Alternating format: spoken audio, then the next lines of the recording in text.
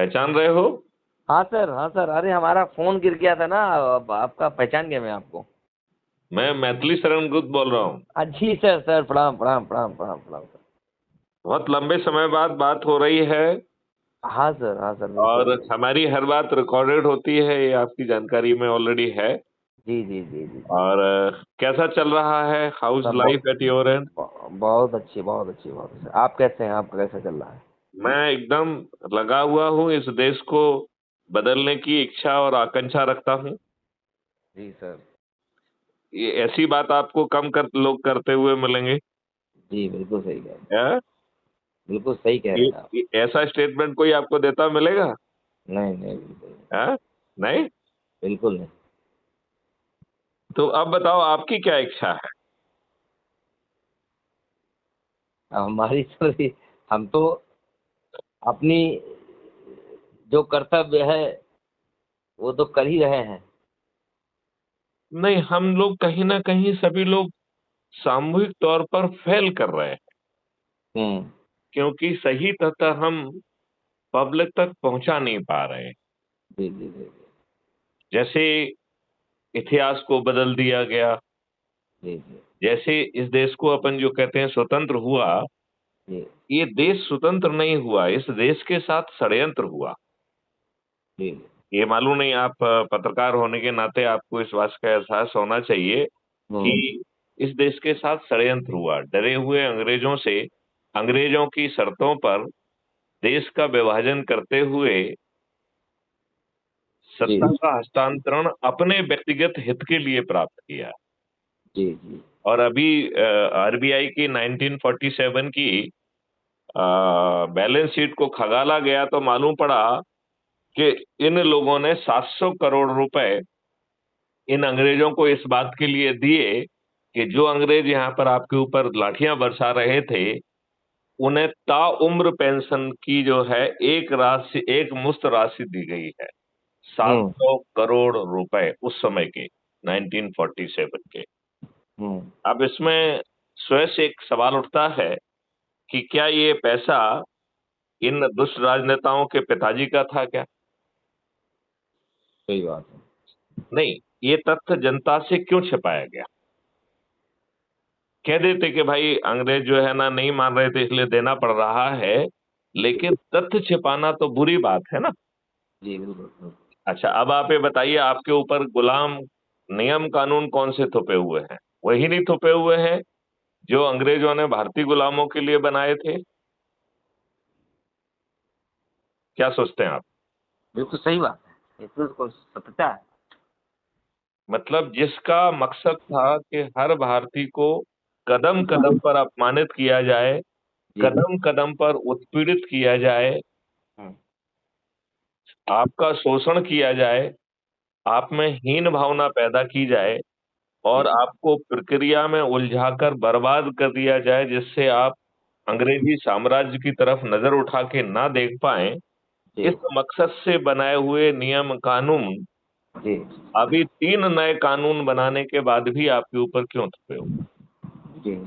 क्योंकि जो नए 3 कानून हैं, आप कितना मानते हैं कितना नहीं मानते हैं, आपसे पूछते हैं कि क्या ये old wine in new bottle नहीं है? जो थोड़े बहुत बदलाव किए गए हैं फॉरेंसिक्स को लेके, जी इलेक्ट्रॉनिक एविडेंस को लेकर, जी वो तो आवश्यकता थी। Otherwise it is almost the old wine in the new bottle, पुराना सेक्शन ए नया सेक्शन ए। जी। क्या हम भारतीयों में अक्ल का इतना अभाव है कि हम अपने लिए 3 कानून नहीं लिख सकते हैं? नहीं नहीं, ये बात अपने आप से पूछना पड़ेगी ना। नहीं, बिल्कुल सही बात। क्या सच में हम लोगों में दिमाग की कमी है? ये तो क्या हमारा हैं? संविधान, हमारा जो संविधान लिखा गया, जी। तो आधे से ज्यादा तो बाहर से ले लिया गया। आ, हम स्पष्ट रूप से उसको कह सकते हैं कि 80% हिस्सा गवर्नमेंट ऑफ इंडिया एक्ट 1935 से कॉपी किया गया है। और हम्म जो 20% हिस्सा बाबा अंबेडकर ने जगह जगह से अच्छे प्रावधान खोजकर सम्मिलित किए, जिसमें fundamental right, directive principle of state policy जैसे बहुत सारे अच्छे चीजें जो है ना उन्होंने जगह जगह से खोजी और उन्हें समाहित की, लेकिन हमारे दुष्ट राजनेताओं ने उनको लेफ्ट राइट और सेंटर उसका वायलेशन किया। इस बात को समझना चाहिए ना। बिल्कुल। सुयस, आपको ये मालूम है क्या, 55 कानून जो है बाबा अंबेडकर के जो 20% वाला हिस्सा है उसके वायलेशन में बनाए गए हैं, एक दो नहीं, 55। हम्म। और अब स्वयं सवाल ये उठता है कि हमें अच्छा भारत देगा कौन, और उसमें सुयश मिश्रा जी की क्या भूमिका हो। जी। आप क्या सोचते हैं, आपकी क्या भूमिका होना चाहिए? तो हम लोग तो एज अ जर्नलिस्ट है, तो हम तो यही है कि हम लोग जितनी जन जागरूकता फैला पाए, जितना लोगों को जागरूक कर पाए, चेतना भर पाए, हम लोग तो यही कर सकते हैं। हाँ, नहीं नहीं, आपके दो बड़े बड़े काम हो सकते हैं, लेकिन उस पे जाने के पहले एक दूसरी बात पहले थोड़ा विचार कर लेते हैं। हम्म। वो दूसरी बात है जिस पे विचार करना जरूरी है कि क्या ये राजनेता जिन्होंने पार्लियामेंट को अपराधियों का जमघट बना दिया है, जिन्होंने 543 में से 251 सांसदों को, जो कि आपराधिक रिकॉर्ड के हैं, उन्हें पार्लियामेंट पहुंचा दिया है, जिनमें से 170 तो ऐसे हैं जिन्होंने जघन्य अपराध किए हैं, हत्या, डकैती, लूट, किडनैपिंग, बलात्कार, जी। जिसमें से 27 तो ऐसे हैं जिन्हें अदालत ने, कोर्ट ने सजा दे दी है, वो अपील की ऑक्सीजन पे जा पार्लियामेंट में जाकर बैठ गए। हम्म। अब सवाल उठता है कि ऐसे राजनेता जो सिर्फ अपने लाभ के लिए जीते हैं, जो जाति के आधार पर, धर्म के आधार पर, संप्रदाय के आधार पर, संकीर्ण राजनीति के आधार पर उम्मीदवारों को शॉर्टलिस्ट करते हैं, और फिर आप लोग पत्रकार लोग भी चर्चा करते हैं, और ये राजनेता तो उसमें उसको खोजते हैं कि इनमें से जीतेगा कौन, और उसके लिए इन्होंने एक टर्म कॉइन की है जिसका नाम है विनेबिलिटी। हम्म। लेकिन ये लज्जा और शर्म की बात है कि इन राजनेताओं को दुर्जनों में, दुष्टों में, अपराधियों में, बाहुबलियों में, धन बलियों में ही विनेबिलिटी दिखती है। हम्म। इस बात से आप कहां तक सहमत हैं? सही बात। सही बात है। तो क्या सभी राजनीतिक पार्टियां जीतने के लिए एक जैसे ही हथकंडे नहीं अपनाती हैं? आवश्यकता है इस समय की, सब वही करते हैं। हम लोग बहुत दयालु प्रवृत्ति के लोग हैं, हर बुरी बात को जो है ना क्षमा कर देते हैं। मतलब मतलब जो है, फ्री भी बांटना, दारू बांटना, साड़ी बांटना, पैसे बांटना, मुर्गे बांटना, गरीबों के वोट खरीदना, और जिनके वोट खरीदना उन्हें रिप्रेजेंट ना करना, अधिकांश राजनेता दुष्टता पूर्वक ये कहते हुए सुने जाते हैं कि हम तो अपनी पार्टी के अगने से सिपाही हैं। हम्म। इन दुष्टों की छाती फटती है ये कहते हुए कि मैं इतने लाख लोगों का जनप्रतिनिधि हूं, इनके लिए लड़ूंगा, ऐसा ख्याल ही इनके दिमाग में नहीं आता। इस तरह ऐसा करते हैं, इस विषय पर जो है एक अच्छा डिबेट कर लेते हैं। बहुत सुंदर विचार आया, बहुत ही सुंदर विचार आया। देश में उससे नेता कैसा होना चाहिए, क्या, हमारे देश में नेताओं की परिभाषा क्या रही है, और वर्तमान में स्थिति क्या है। बिल्कुल ठीक है, ये तो बहुत अच्छा विचार है आपका। तो ऐसा करते हैं, जल्द ही हम जो है जी। आपसे आपसे उससे जुड़ करके हाँ हाँ। एक लाइव डिबेट कर लेते हैं। किसी और को आप जोड़ना चाहें, कोई और इस विषय पर नहीं नहीं, अपन ही काफी है, आप चिंता क्यों करते हैं इसमें? हाँ, तो हम आप। क्योंकि जानते हैं कि यदि यदि एक व्यक्ति से बात होती है तो बड़ी फोकस्ड बात होती हम्म। है, क्योंकि जो व्यक्ति डिबेट में सम्मिलित हो रहा है उसका अपना व्यक्तिगत एजेंडा है। हम्म। अच्छा भारत किसी का एजेंडा ही नहीं है ना। हम्म। कोई भाजपा का एजेंडा लेके चल रहा है, कोई आरएसएस का एजेंडा लेके चल रहा है, कोई कांग्रेस का एजेंडा लेके चल रहा है। ये दुर्भाग्य और लज्जा का विषय है कि देश का एजेंडा किसी का नहीं है। हम्म। आप बताइए, देश का एजेंडा के वाले कितने लोग दिखाई देते हैं? बिल्कुल सही बात। तो अब ये बताओ ये आपका ख्याल बहुत अच्छा है और आप इसको प्लान कर लीजिए, जब आप कहेंगे तो हम। मैं ऐसा करता हूँ, इस पे कुछ लिख करके प्लान कर लेते हैं, ठीक है। और 1-2 दिन में हम आपको फ़ोन करेंगे। ठीक है। आप जो समय बताएंगे उसी समय पे जो है, उस हिसाब से शाम में रखा जाएगा। एक बिल्कुल। अच्छा अच्छा बिल्कुल। करते हैं। बाकी और विषय जो आपको अच्छे लगे तो अच्छा होगा कि वीडियो में ही हम लोग उस विषय को रखें। मैं तो ये कह रहा हूँ, मैं आपको 10-12 डॉक्यूमेंट दे देता हूँ, और हाँ, आप एक एक करके अपने हिसाब से जो है ना उस पे जो है चर्चा रखिए। ठीक ठीक, पहले इसको हम रखते क्योंकि हैं, फिर आप और दीजिएगा हमें, वो हाँ, उन विषयों पे रखते हैं फिर। क्योंकि हमने तो वो मॉडल बना दिए हैं जिससे ये देश बदल जाएगा, हम्म। और वो इतने पावरफुल हैं कि सत्ता का ताज आम आदमी के सिर पर चला जाएगा। गांव का सरपंच, मोहल्ले का पार्षद, शहर का मेयर, जिला पंचायत का अध्यक्ष, प्रांत का मुख्यमंत्री, उप मुख्यमंत्री, मंत्री, विधायक, और हाँ। देश का प्रधानमंत्री, उप प्रधानमंत्री, केंद्रीय मंत्री और सांसद, सभी जो है वही लोग होंगे जो अच्छे भारत का संकल्प लेके अधिक से अधिक लोगों को जोड़े। सही बात। और देश का कानून से लेके, कंडक्ट रूल से लेके हर चीज बदल जाएगी। आम आदमी को 5 मौलिक अधिकार मिलेंगे। सुभाष मिश्रा जी, जरा ध्यान से सुनिए इस बात को, कि रोजगार का मौलिक अधिकार तो होगा ही, लेकिन वो रोजगार कौन सा होगा? आपके पोटेंशियल का। तो सुभाष मिश्रा जी, ये बताइए, आज तक किसी ने सुभाष मिश्रा जी का पोटेंशियल जानने की कोशिश की क्या? अब जहाँ इंटरव्यू देने जाते हैं वही पोटेंशियल तो देखा ही जाता नहीं नहीं नहीं नहीं, वो जहां है। आप इंटरव्यू देने जाते हैं वो आपका पोटेंशियल नहीं, वो उस पोस्ट के लिए आप सुटेबल हैं कि नहीं है, उसके कितने हित साधेंगे, उसे अपना हित देखना है, आपसे कोई लेना देना। मतलब जिस पद को उसने एडवर्टाइज किया है, उस इंटरव्यू में आप उसके हितों को कितना साध पाएंगे वो ये तलाशता है। उसे आपका पोटेंशियल क्या है वहां पहुंचाने में कोई रुचि नहीं। हम्म। इस बात को आप मानते हैं कि नहीं? हम्म। नहीं, वो क्या देखता है? वो अपने लिए लाभ की चीज देखता है ना, कि इस पद के लिए जो हमें योग्यता चाहिए वो स्वयं में है कि नहीं है, और उससे हमारा कितना हिस्सा देगा। यही है कि नहीं है? जी जी। लेकिन पहली बार मैथिली शरण गुप्त कह रहे हैं कि 144 करोड़ लोगों का पोटेंशियल नापने का एक अद्भुत प्रयास किया जाएगा। हम्म। और आप जहां आज खड़े हुए हैं और आपका पोटेंशियल जहां आपको पहुंचाना चाहता है, उसका एक रोड मैप बनाया जाए। हम्म। उस रोड मैप को छोटे छोटे माइलस्टोन में बांटा जाएगा, हम्म। और हर माइलस्टोन को जो कि अचीवेबल होगा, उसे 4 चीजें दी जाएंगी।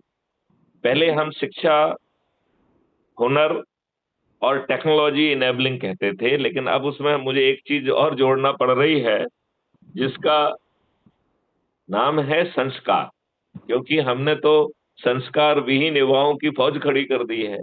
लिहाजा संस्कार, शिक्षा, हुनर, टेक्नोलॉजिकल इनेबलिंग, और 6 महीने तक उसे सतत अभ्यास करा के सर्टिफिकेट ऑफ एक्सीलेंस दिया जाएगा। और उस सर्टिफिकेट ऑफ एक्सीलेंस को लेकर सुयश मिश्रा जी को बाजार में जाके ये नहीं कहना होगा कि देखो मैं सत्य अपने काम में एक्सीलेंट हूं, मुझे जॉब दे दो।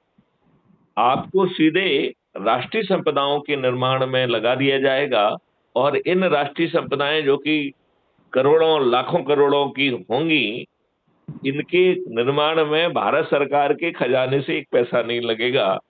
तो 144 करोड़ लोगों को उनके पोटेंशियल का रोजगार मिलेगा, और वो भी बिना कोचिंग के, बिना किसी कंपटीशन एग्जामिनेशन। ये है पहला मौलिक अधिकार। इसी के साथ एक मौलिक अधिकार आपको अपने आप मिल गया, वो है शिक्षा का मौलिक अधिकार। आपको आपके पोटेंशियल को रियलाइज करने वाली शिक्षा। अभी तक आप लॉर्ड मैकाले की शिक्षा पा रहे हैं, जिसका 90% हिस्सा कभी यूज ही नहीं होता है, जिसकी मंशा बाबू पैदा करने की है, जिसमें जिसने नौकरी को बड़ा बना दिया है, जिसने उद्यमियों को छोटा कर दिया है, व्यवसायियों को छोटा कर दिया है, कृषकों को छोटा कर दिया है, बाबुओं की फौज पैदा, संस्कार विहीन बाबुओं की फौज करने वाली लॉर्ड मैकाले की शिक्षा नहीं होगी। संस्कारवान, पोटेंशियल को रियलाइज करने वाली, वो भी छोटे छोटे माइलस्टोन में बांटकर रियलाइज करने वाली शिक्षा व्यवस्था होगी। तो ये सुयश मिश्रा जी, कोई कोचिंग नहीं लगेगी, कोई कंपटीशन नहीं होगा, क्योंकि हर व्यक्ति का पोटेंशियल अलग है। तो आपका शिक्षा का module will be dedicated to you. इस प्रकार जो है ना, शिक्षा का, वो भी आपके पोटेंशियल को रियलाइज करने वाली शिक्षा का आपको मौलिक अधिकार मिलेगा। ये बात आप समझ रहे हैं? जरूर। अब तीसरे बात है, आपको भोजन का मौलिक अधिकार मिलेगा। तो ये अद्भुत भोजन का मौलिक अधिकार होगा। इसमें 5 किलो गेहूं नहीं होगा, इसमें मल्टी ग्रेन्स होंगे, इसमें दूध दही घी भी होगा, वो भी ये केमिकल से बना हुआ नहीं, असली अल्फा 2 वैरायटी का देसी घी का, देसी गाय की घी का, राइट। इसमें औषधियां और शहद आदि भी आपके भोजन के मौलिक अधिकार में समाहित हो। अब चाहे आपका रोजगार हो, चाहे आपकी शिक्षा हो, चाहे आपका जो है भोजन का अधिकार हो, और इसके बाद के 2 अधिकार और हैं, स्वास्थ्य के और खुशहाली और समृद्धि के। तो इन 5 मौलिक अधिकारों को आपको तब भी मिलेगा जबकि आपकी खीसे में पैसे नहीं होंगे और भारत सरकार के खजाने से 1 पैसा नहीं लिया जाएगा। मतलब भारत सरकार के खजाने से बिना 1 पैसा लिए ये 5 मौलिक अधिकार मिलेंगे, और ये आपको तब भी मिलेंगे जब आपके खीसे में 1 पैसा नहीं है और फ्री में कुछ मिलेगा नहीं। तो सुयश मिश्रा जी, आपको मेरी बात में एक कॉन्ट्राडिक्शन दिख रहा होगा। ऐसा भी कैसे होगा? बेचारा गरीब आदमी है, उसके पास पैसा है नहीं, फ्री में आप दोगे नहीं, सरकार से आप लोगे नहीं, तो उस बेचारे गरीब को, जिसको आप मौलिक अधिकार कह रहे हैं, ये मिलेगा कैसे? ये प्रश्न मुझे लगता है सुयश मिश्रा जी आपके जहन में भी उठ रहा हो। उठ रहा है या नहीं उठ रहा है? बिल्कुल। तो इसके लिए हमने एक बहुत ओरिजिनल आइडिया लाया है, कल्प वृक्ष अकाउंट का। मतलब हर भारतीय को उसके ही बैंक अकाउंट का एक शैडो अकाउंट भी होगा उसके साथ में। जैसे आपकी छाया होती है, ऐसे ही आपके अकाउंट की एक छाया होगी, जिसे हमने नाम दिया है कल्प वृक्ष अकाउंट। इस कल्प वृक्ष अकाउंट में पीछे से 3 जगह से स्रोत आ रहे हैं, जब अपन उसमें चर्चा करेंगे तो मैं उसको विस्तारित करूंगा। मतलब इस कल्प वृक्ष अकाउंट में धन की कभी कमी होने का सवाल ही नहीं उठता, राइट। अपन इस मुद्दे पे चाहेंगे तो एक सेशन भी कर लेंगे, ठीक है ना। और यदि आपके अकाउंट में पैसा नहीं है तो बिना मांगे आपको जो है पैसा मिल जाएगा।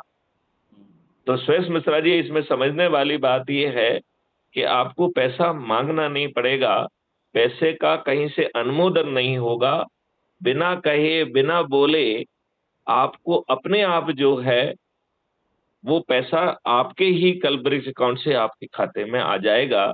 और जो लोग भी, चाहे वो आपके पोटेंशियल को नाप रहे हों, चाहे वो आपके पोटेंशियल के लिए पाथवे बना रहे हों, चाहे वो उसे छोटे छोटे माइलस्टोन में बांट रहे हों, चाहे वो आपको संस्कार, शिक्षा, हुनर, टेक्नोलॉजी और सतत अभ्यास करा के सर्टिफिकेट ऑफ एक्सीलेंस दे रहे हों, या आपको भोजन का मौलिक अधिकार दे रहे हों, या स्वास्थ्य का मौलिक अधिकार दे रहे हों, या तो जो भी आपके लिए कंट्रीब्यूट कर रहा है उसको आपके खाते से रियल टाइम भुगतान हो रहा है, और जब आपके पास नहीं है तो वो कल्प वृक्ष अकाउंट से आ रहा है। सुयश मिश्रा जी, इस बात को आप समझ रहे हैं? बिल्कुल। ओके। तो ये पैसा जो है अपने आप आपके अकाउंट में आएगा, इसे कोई अनुमोदित नहीं कर रहा है, आपको कहीं आवेदन नहीं लगाना है, राइट। कोई बैंकिंग का ऑफिसर नहीं बैठा हुआ पीछे जो आप उसको एप्लीकेशन दोगे, please give me this much money, और वो उसको अप्रूव दबा रहा है। नो, ये अपने आप होगा, और आपके ही अकाउंट से पैसा जो है जिस जिस सेवाएं आपको मिल रही हैं उसके लिए पट जाएगा। बात समझ रहे? और जब आप राष्ट्रीय संपदा का जो काम करेंगे तो हर काम के साथ ही उसका आकलन भी होगा और एक रेवेन्यू स्ट्रीम आपको मिलेगी, और उसके आते ही जो है आपके जो भी कलब्रिज अकाउंट से पैसा आया है वो अपने आप पट जाएगा। और जब आपका पूरा पैसा पट जाएगा तो आप समृद्धि और खुशहाली की तरफ चल देंगे। और जब अपन खुशहाली की बात करते हैं तो एक खुशहाली एक बहुत ही इल्यूसिव कॉन्सेप्ट है। एक किसी फिक्स चीज से खुशहाली नहीं मिलती है। जैसे जैसे आपका स्तर बढ़ेगा तो आपको अलग अलग चीजों से खुशी मिलेगी। कभी आपको स्पिरिचुअलिज्म से खुशी मिलेगी, कभी इससे मिलेगी, कभी उससे मिलेगी। तो आपकी खुशहाली किस किस चीज से आएगी समय के साथ और आपके एज के साथ और आपके समृद्धि के साथ। तो खुशहाली के लिए भी जन संपदाएं पैदा की जाएंगी, राष्ट्रीय संपदाएं भी पैदा की जाएंगी। लिहाजा 144 करोड़ लोग कम पड़ जाएंगे। आपको कुछ कुछ समझ में आया है क्या कि आपके खीसे में पैसे नहीं हैं, भारत सरकार से पैसा नहीं लिया और कोई भी फ्री भी नहीं है, फिर भी सभी का भुगतान समय पर होगा। और एक हमने ऐसा साइकिल क्रिएट कर दिया जिसको पॉजिटिविटी का साइकिल कहेंगे, जिसको समृद्धि का साइकिल कहेंगे। ये मैं जो इसको सुरेश मिश्रा जी अपने शब्दों में इस ढंग से कहता हूं जनरली कि जैसे चुंबक में हर कण अपनी जगह पर रीअलाइन होकर मैग्नेट बन जाता है कि नहीं बन जाता है। यदि उसी तरीके से भारत के 144 करोड़ लोग अपनी जगह पर रीअलाइन होकर अपने पोटेंशियल के लिए उनको रीओरिएंट कर दिया जाएगा तो इस देश का समृद्धि क्या होगी, इस देश का ज्ञान क्या होगा, इस देश का रिसर्च एंड डेवलपमेंट क्या होगा। ये देश विश्व गुरु तो अपने आप ही बन जाएगा कि नहीं बन जाएगा। नहीं, आपको क्या लगता है? बिल्कुल। तो आपको नहीं लगता है कि ये सब तो चलो ठीक है, लेकिन ये राजनेता तो ऐसा करने नहीं देंगे, नियम कानून तो बदलेंगे नहीं, वो उल्टा इसमें पेंच लगा देंगे, ऐसा करने वालों के पीछे ईडी लगा देंगे, सीबीआई लगा देंगे। तो आप कैसे कर पाएंगे? ये बात आप को हमें कुछ शब्दों में समझाने की कोशिश करता हूं। आपके पास समझने के लिए समय हो तो मैं कोशिश करूं। सर मैं चाहता हूं कि ये मुद्दा जो है वीडियो पे आप आइए, वो ज्यादा बेस्ट रहेगा। बिल्कुल बिल्कुल, तो वीडियो पे कर लेंगे, लेकिन आपके इन्फॉर्मेशन के लिए आप कहें तो 2-4 शब्दों में उसे बताऊं मैं। थोड़ा सा, हाँ, थोड़ा कुछ लोग आए थे तो हमने सोचा थोड़ा सा आपको। चलिए, तो अभी अपन इस संवाद को यहाँ विराम देते हैं और आप जो है पहला सेशन कर लीजिए, फिर मैं आपको डॉक्यूमेंट शेयर करूँ। बिल्कुल बिल्कुल। चलिए, जय हिंद, जय भारत, वंदे मातरम, जय गुरुदेव।